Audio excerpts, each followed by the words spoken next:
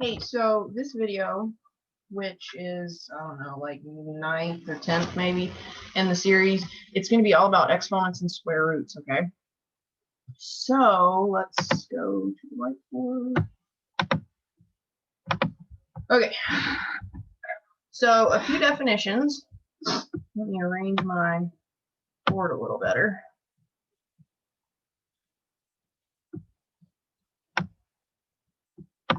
Okay, so first of all, exponents. Let's start there. Now, when I'm on my laptop, my handwriting is even messier than when I'm on my tablet, okay? So brace yourselves. Exponents are shorthand for repeated multiplication.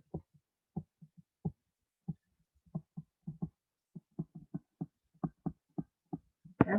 So if I have 5 times 5 times 5, that would be repeated multiplication. I've got the same factor, I'm multiplying it over and over. And what we could do is we could say, okay, we're taking 5 and we're multiplying it by itself 3 times. So in this particular situation right here, we have this number 5, the number that's actually being multiplied is called the base. And then the number of times we're multiplying it represents the exponent. All right, and exponential notation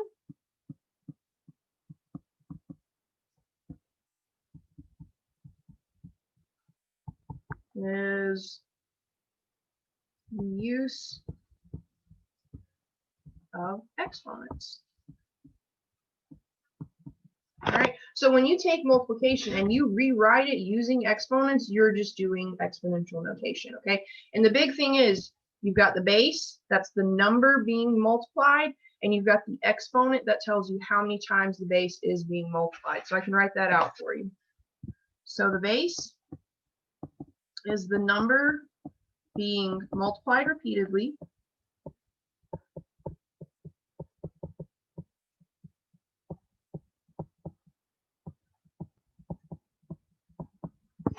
and then you have the exponent.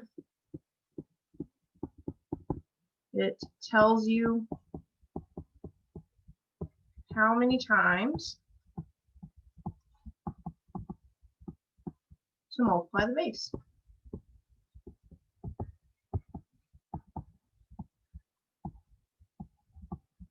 All right. So what you need to be able to do is you need to be able to take something that's written as repeated multiplication and you need to rewrite it using exponential notation.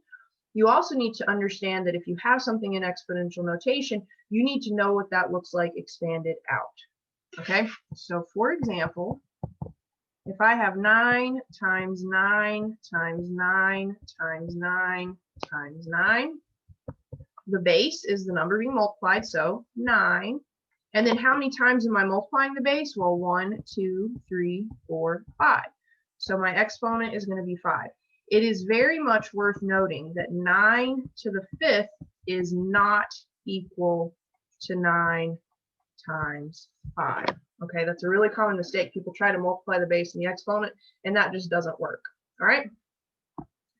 What if we have something like 2 times 2 times 2 times 7 times 12 times 12 times 12 times 12. Well, I've got 3 different bases here. I've got the 2s, I've got the 7, and I've got the 12s. So if I wanted to write this in exponential notation, I would write 2 to the 3rd times 7. There's just one of them, so I leave it as is, times 12 to the 4th. All right.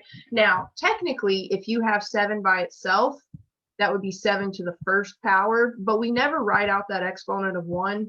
We would just write out the number by itself. All right. What if I gave you 7 to the 6th power?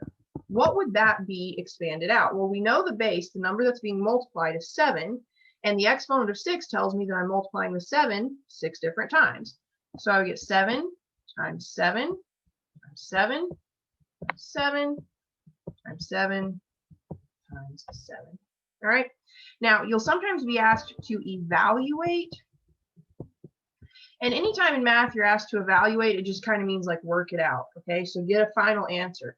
So if I had 2 to the 3rd, and it said to evaluate, they want to know what 2 to the third is actually equal to. Well, 2 to the third is equal to 2 times 2 times 2. And we just want to multiply that out. 2 times 2 is 4. 4 times 2 is 8. So be on the lookout for anytime it says evaluate, go ahead and multiply it all the way out. Otherwise, exponential notation is pretty straightforward. Okay. Now, there are two things that come up so often with exponential notation, they kind of got their own name.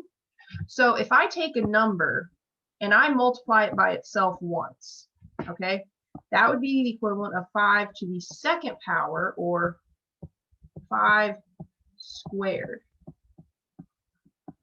So anytime you square a number, you're just multiplying it by itself once, okay? So you get a base that's repeated twice, all right? Another one that comes up is when you have the base multiplied by itself and you've got 3 factors, all right? So this would be 5 to the third, or 5 cubed, all right? So 5 cubed just means that number is multiplied by itself 3 times, okay? So 5 squared, 5 cubed. Anytime you raise a number to the second power, you're squaring it. Anytime you raise a number to the third power, you're cubing it. Okay. Now, I talk about squaring because we're getting ready to talk about the opposite of squaring. Okay. So again, recall. Multiplying a number by itself is called squaring the number.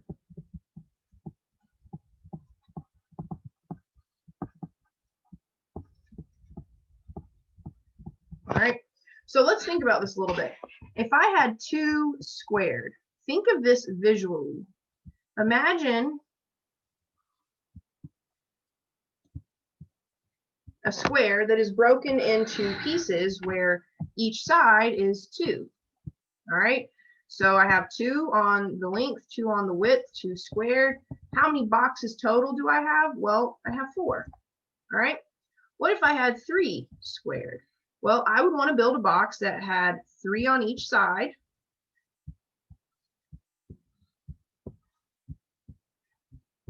So 3 on the length and 3 on the width. That represents 3 squared. And how many boxes do I have total?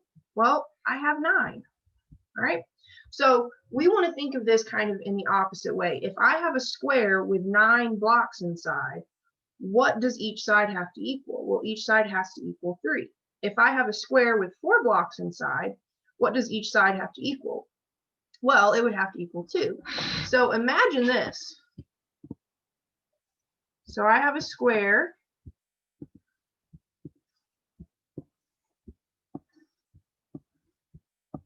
And I've got 1, 2, 3, 4, 5, 6, 7, 8, 9, 10, 11, 12, 13, 14, 15, 16 blocks. Well, what does each side have to be?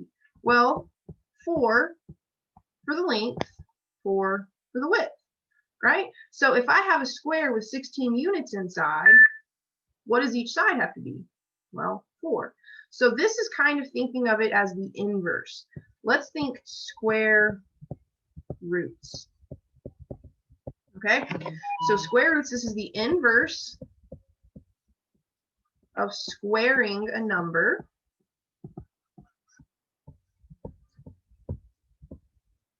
All right, and a definition is the square root of a number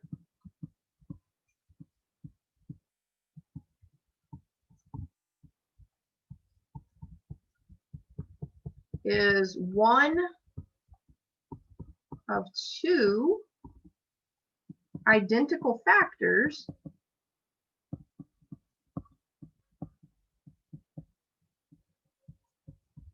of that number.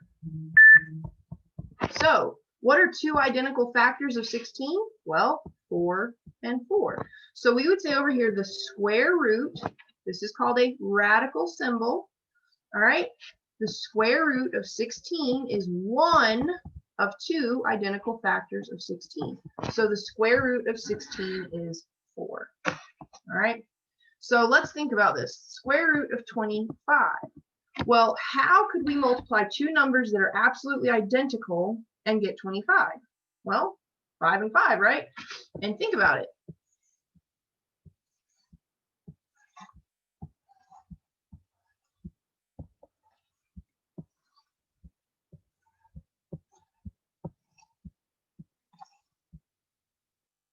Pretend that's a perfect square. Anyway, we've got 25 blocks here. What is each side? Well, length and width are both 5. So the two identical factors that I multiply to get 25 are 5. And remember, the answer is just a single 5 because the definition of a square root is it's one of two identical factors of a number. So let's go a little higher. What two numbers that are absolutely identical do you multiply to get 100? Well, 10. Imagine a square that's made up of 100 blocks. What does each side have to be? Well, 10. All right. What about the square root of 121? This one is so tricky for students for some reason. What two numbers that are identical do you multiply to get 121? Well, 11. 11 times 11 is 121. All right. So we have this idea of a perfect square. All right. It's a number with a whole number square root.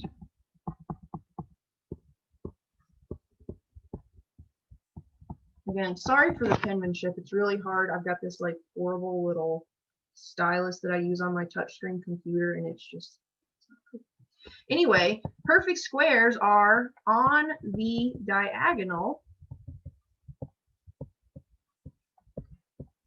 of a multiplication chart.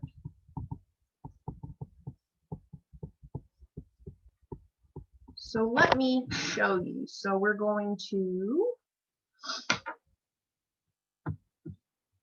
move this down. All right.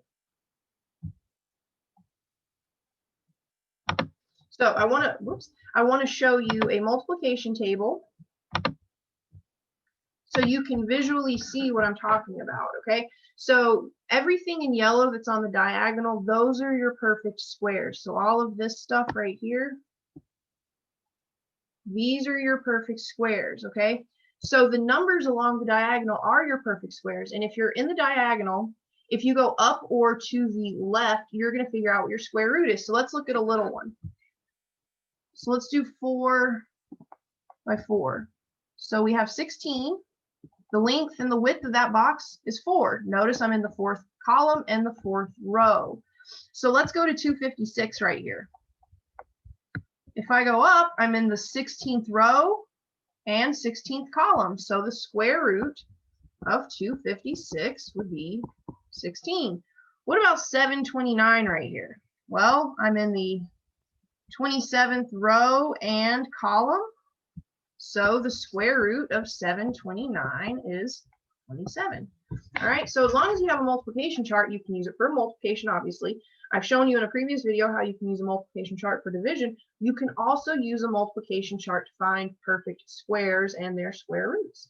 All right, so that pretty much does it for exponents and square roots. Next up is, let's see, I gotta check my list.